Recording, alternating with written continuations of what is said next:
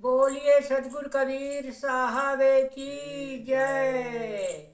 गुरु साहब के पावन चरणों में कोट कोट की बंदगी।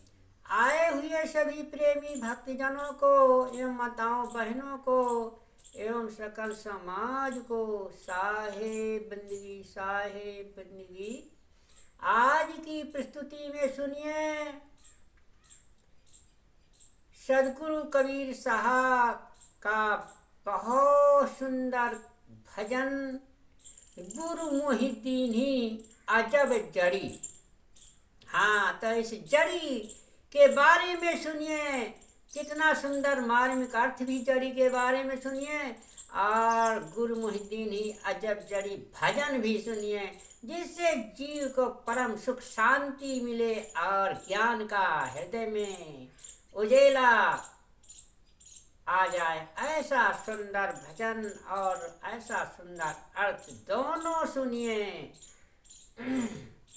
हाँ, तो पहले सुनिए सतगुरु कबीर साहब का भजन।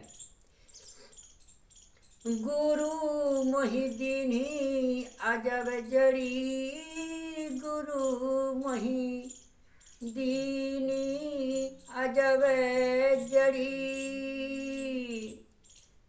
अरे सोई जड़ी मुही प्यारी लगत है, सोई जड़ी मुही प्यारी लगत है।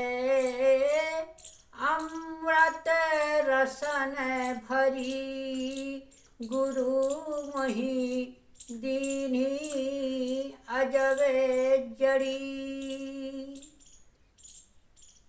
काया नगरे अजब एक बंगला, काया नगरे अजब एक बंगला।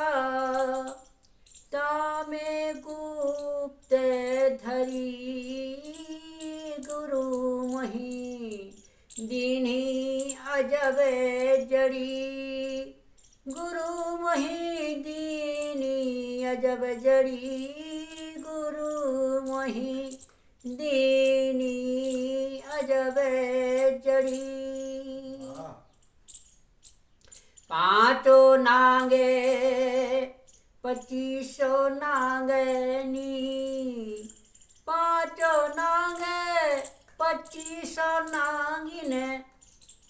और सूंघत तुरत मरी गुरु मोहिद्दीन अजब जड़ी। या कारे ने सब जग खायो, या कारे ने और या कारे ने सब जग खायो।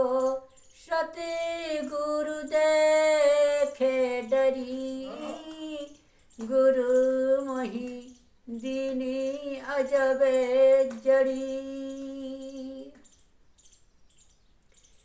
कहाँ कबीर सुना भाई साधो, आले परवार तरी गुरु मोहिद्दीन अजब जड़ी, गुरु मोहिद्दीन अजब जड़ी, गुरु मोहिद्दीन अजब जड़ी।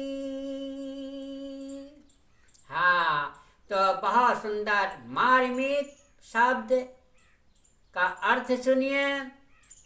बहुत ही भाव अर्थ के द्वारा हृदय में मरम जाने वाला सुंदर अर्थ दिया जाएगा। हाँ, तो सुनिए सदगुरु का शब्दों का अर्थ सुनिए।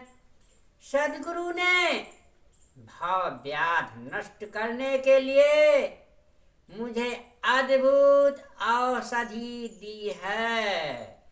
वह औषध है स्वरूप ज्ञान, अपने स्वरूप का ज्ञान हो जाना, बोध हो जाना। ऐसी औषधि सदगुरु गुरुदेव देते हैं, तथा विषय बैराग। ये औषध मुझे बहुत प्यारी लगती है।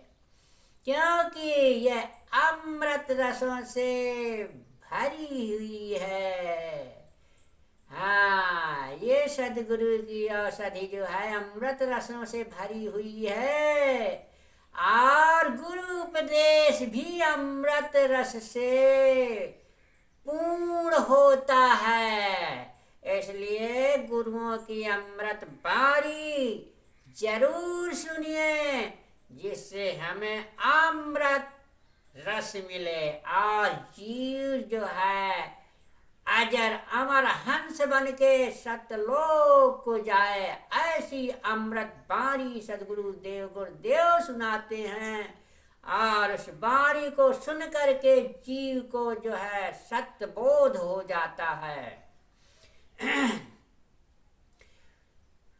हाँ, तो सदगुरु ऐसा सुंदर ज्ञान देते हैं कि जी को जो है पूर्ण ज्ञान हो जाता है। शरीर एक नगर है, ये शरीर रूपी काया रूपी बंगला ये एक नगर है।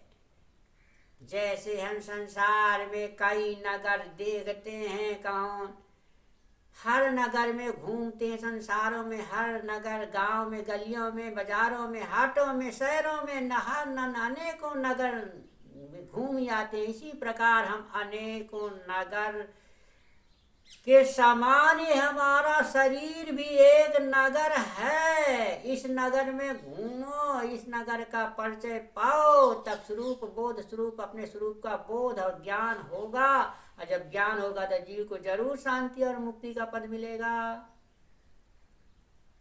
इसलिए सदगुरु कबीर साहब ने कहा है कि शरीर एक नगर है और उसके भीतर एक अद्भुत रूप का बंगला है।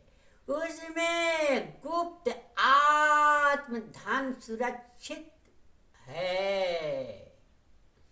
आत्मरूपी धन, जिसे हम कहते हैं जीवात्मा, जो परमात्मा के समान विद्यमान है, और इस काया रूपी बंगले में मैना के समान बोलती रहती है, ए मिठरी मधुरी वाणी बोलती रहती है। इस प्रकार से सदगुरु कबीर साहब ने कहा है कि इस घट के में अद्भुत बंगला है, उसमें गुप्त आत्म धन सुरक्षित है। जब गुरु द्वारा उसका पूर्ण परिचय हो जाता है तब विषयों से बैराग हो जाता है। ज्ञान हो जाता है तो जरूर विषयों से बैराग हो जाएगा।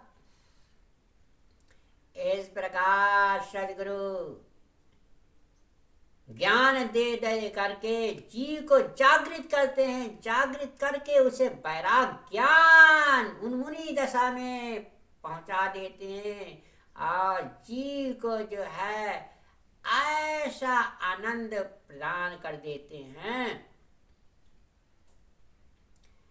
अतः विषयों से बैराग हो जाता है। इस ज्ञान बैराग रूपी औषध को साधक कामाद रूपी सर्पों को सूंघा देता है और वह उसे सूंघते ही मर जाते हैं। ऐसा सदगुरु का ज्ञान वाणी सुनते ही ये मनोविकार रूपी सर्प सूंघते ही मुरझा जाते हैं, मर जाते हैं। इसलिए सदगुरु के ज्ञान वाणी सुनो। उनके साथ 2500 एवं अगणित मनोविकारों की सर्पणियां भी हैं, उसके प्रभाव से नष्ट हो जाती हैं। ज्ञान तथा वैराग्य के तेज से जीवन के सारे विकार समाप्त हो जाते हैं। इसलिए सदगुरु इनका मात काले सर्पों ने संसार के सारे लोगों का डस खाया है।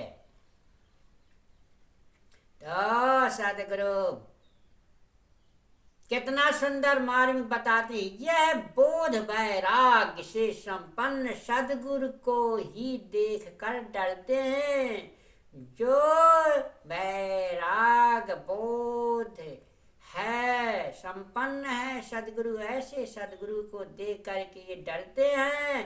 कबीर साहब कहते हैं कि हे भाई संतोष सुनो, सदगुरु अपने संगी साथी रूपी परिवार को लेकर भवसागर से तर जाते हैं। इसी तरह तुम भी और सारे परिवार को लेकर के सदगुरु की शरण में जाकर के ज्ञान सुन करके तुम इस भवसागर से पार हो जाओ। बोलिए सदगुरु कबीर साहब की जय।